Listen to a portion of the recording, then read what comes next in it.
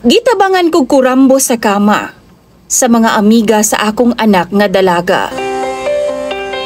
Maayong adlaw kanimo DJ Sam, ingon man sa imong mga viewers online. Tawagan na lang ko sa pangalang Gibo. 48 anyos ko DJ Sam ug naglakaw nag 49. Minyo og dunay duha ka mga anak, lalaki ug babayi. Dalaga na akong panganay DJ Sam.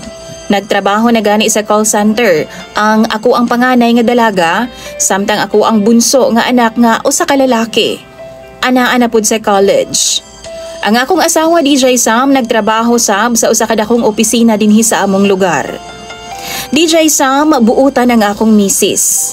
Wa jud ko'y reklamo ana, dili pud siya babaon. Apan ang akong problema, kining akong dalaga. Kay grabe jud kaayo kahimarkada.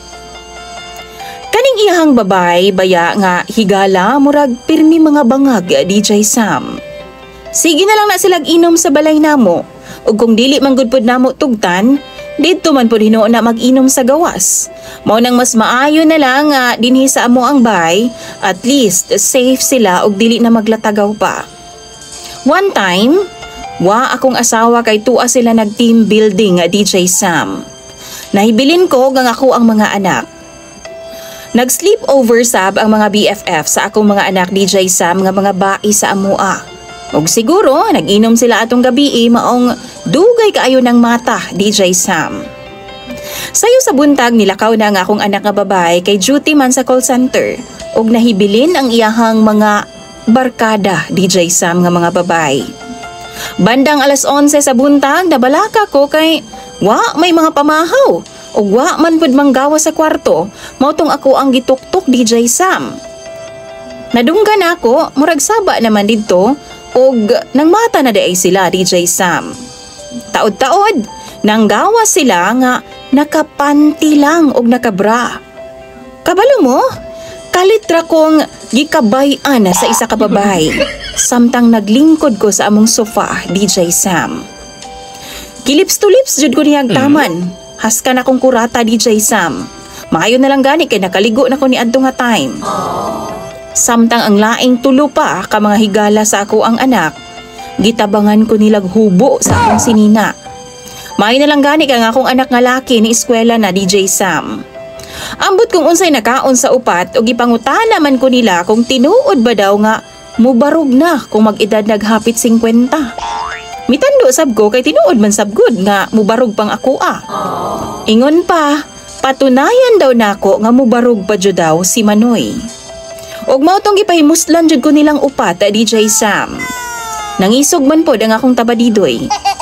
Mga babae sila DJ Sam, batanon pa jud, maong kinsa ba naman ang dili matintal ana, di ba? Nilampos jud ang ilang kabuang DJ Sam. Og pag-abot sa akong anak, daw sawa ay lang nahitabo. Pero nakonsensya kaayo ko DJ Sam.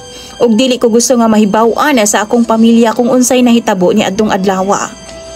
Dakong kaulawan yun kaayo. Pero DJ Sam, ngilad ang akong pagtan-aw na sa mga barkada sa akong mga anak. Maunang kutob sa akong makaya unta, i-convince na ko ang ako nga anak ug ang ako ang asawa nga dili na sila pabalikon pa sa amua.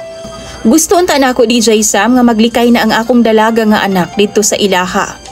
Kay dili gyud maayong impluwensya. Pero DJ Sam og mga followers nimo, unsaon ko man. Kinahanglan ba gyud nga iistorya nako ang tanang nahitabo dito sa akong pamilya aron ilang masabtan? Tambagi daw ko ninyo be, please lang. Kay ako nang basahon tanan sa comment section. Naglisod jud ko karon og na-bother jud ko pag-ayo ni Ani. Murag naguol ko na problema nga murag na konsensya. Imong follower DJ Sam, Gibo.